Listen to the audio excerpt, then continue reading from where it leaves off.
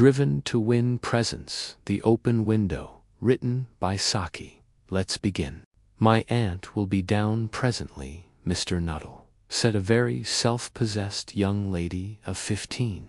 In the meantime, you must try and put up with me. Frampton Nuttall endeavored to say the correct something which should duly flatter the niece of the moment without unduly discounting the aunt that was to come. Privately, he doubted more than ever whether these formal visits on a succession of total strangers would do much towards helping the nerve cure which he was supposed to be undergoing. I know how it will be, his sister had said when he was preparing to migrate to this rural retreat. You will bury yourself down there and not speak to a living soul, and your nerves will be worse than ever from moping. I shall just give you letters of introduction to all the people I know there. Some of them, as far as I can remember, were quite nice. Frampton wondered whether Mrs. Sappleton, the lady to whom he was presenting one of the letters of introduction, came into the nice division. Do you know many of the people round here? Asked the niece, when she judged that they had had sufficient silent communion. Hardly a soul, said Frampton. My sister was staying here, at the rectory, you know, some 4 years ago, and she gave me letters of introduction to some of the people here. He made the last statement in a tone of distinct regret. Then you know practically nothing about my aunt, pursued the self-possessed young lady. Only her name and address, admitted the caller. He was wondering whether Mrs. Sappleton was in the married or widowed state. An undefinable something about the room seemed to suggest masculine habitation. Her great tragedy happened just 3 years ago, said the child. That would be since your sister's time. Her tragedy? Asked Frampton. Somehow, in this restful country spot, tragedies seemed out of place. You may wonder why we keep that window wide open on an October afternoon, said the niece, indicating a large French window that opened onto a lawn. It is quite warm for the time of the year, said Frampton. Her husband and her 2 young brothers went off for their day's shooting. They never came back. In crossing the moor to their favorite snipe shooting ground, they were all 3 engulfed in a treacherous piece of bog. It had been that dreadful wet summer, you know, and places that were safe in other years gave way. Suddenly, without warning, their bodies were never recovered. That was the dreadful part of it.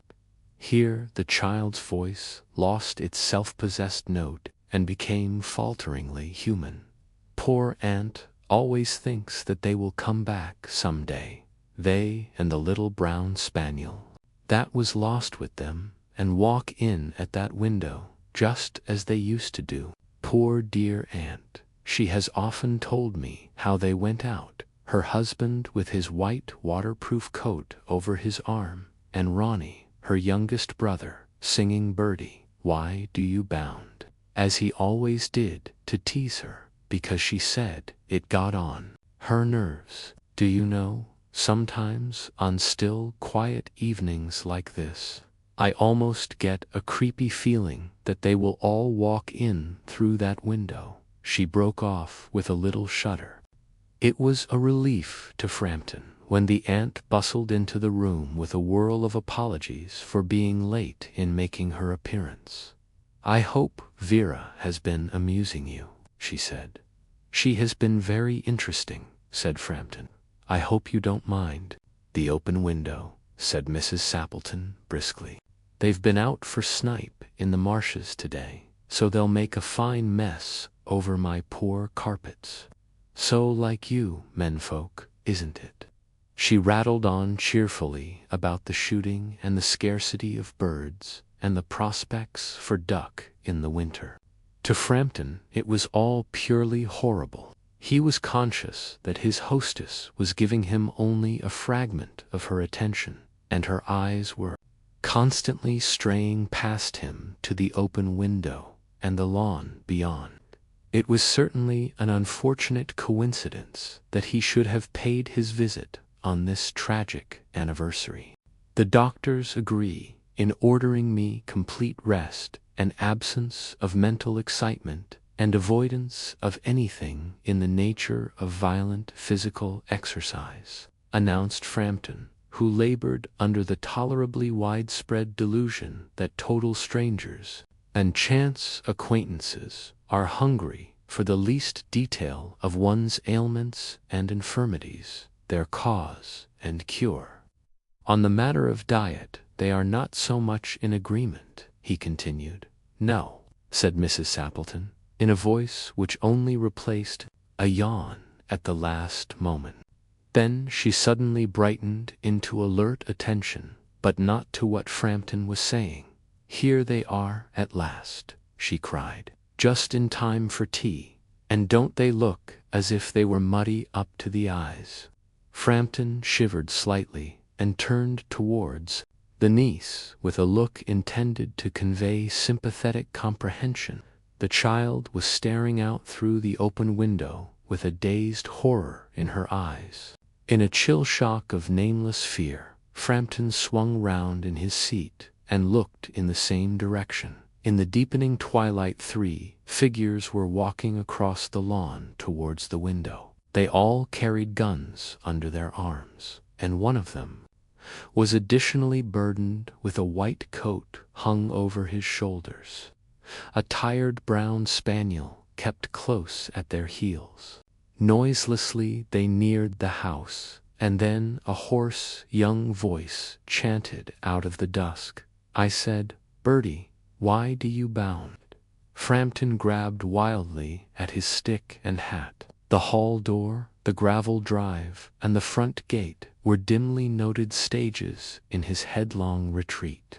A cyclist coming along the road had to run into the hedge to avoid imminent collision. "Here we are, my dear," said the bearer of the white mackintosh, coming in through the window, fairly muddy, but most of it's dry. "Who was that who bolted out as we came up?" "A most extraordinary man, a Mr. Nuttall," said Mrs. Sappleton. "Could only talk about his illnesses, and dashed off without a word of goodbye or apology when you arrived. One would think he had seen a ghost." "I expect it was the spaniel," said the niece calmly. "He told me he had a horror of dogs. He was once hunted into a cemetery somewhere on the banks of the Ganges by a pack of pariah dogs, and had to spend the night in a newly dug grave with the creatures snarling and grinning and foaming just above him, enough to make anyone lose their nerve. Romance at short notice was her speciality. That was The Open Window by Saki, a clever tale with a twist. Thanks for watching. Don't forget to like, share, and subscribe for more.